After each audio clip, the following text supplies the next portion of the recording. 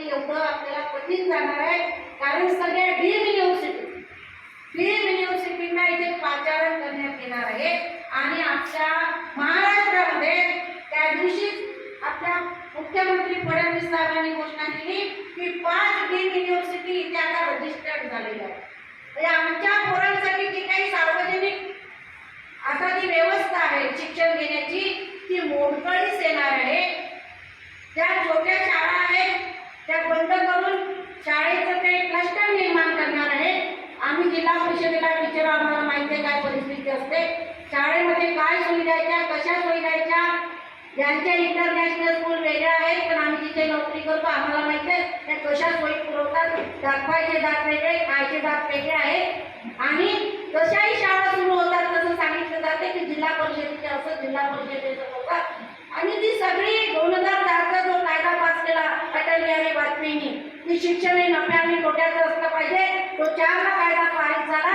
त्यानंतर 14ला ही भूमिका घेण्यात आली आणि आता त्या पद्धतीने शिक्षण प्रक्रिया सुरू झालेली आहे. आपल्याला गोंडस नावाखाली सगळं आपल्याला सांगितलं जाईल. मला इथे काही भरपूर सांगता येणार नाही, वेळेचं बंधन आहे. परंतु माझ्या यवतमाळ जिल्ह्यामध्ये पहिल्यांदा मी शिक्षिका असून सगळ्या शिक्षण संघटनेच्या लोकांना एकत्र करून मी शिक्षण बचाव परिषद घेतलेली होती आणि हे सगळ्या आपल्या शिक्षण संघटनेच्या लोकांना सांगितलं होतं. आणि शिक्षण, प्राथमिक शिक्षण असेल, उच्च शिक्षण असेल किंवा आणखी त्याच्याही पुढचं शिक्षण असेल, या सगळ्या प्रक्रियेमध्ये आता SC ST OBCची पोरं ही कुठल्या पद्धतीने त्यांना मागं नेता येईल त्याचं सगळं प्रयोजन त्यांनी केलेलं आहे.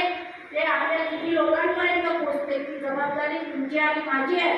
ते शैक्षणिक धोरण 2020 कृपया सर्वांनी वाचावं आणि समाजामध्ये या सगळ्या प्रक्रियेविषयी त्या सरांकडे एक संस्था आहे, सर चांगल्या पद्धतीने चालवतात, पण भविष्यात सरांना जर ती सगळं बंधनं आली तर सरांनाही तेच करावं लागणार आहे जे सरकारने सांगितलं आहे. कारण सरकार सांगतं तुम्हाला काय द्यायचं आहे, पण तरीही आपली माणसं आहेत, आपली माणसं काही त्यातून चांगलं विचार करतील, चांगलं देतील, परंतु सार्वजनिक जिथे माझ्यासारखी काही करू शकत नाही.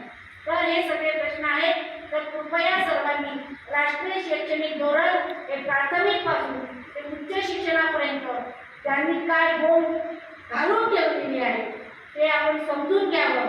आपल्या पोरांचं भविष्य वाचवण्याची जबाबदारी आपली आहे.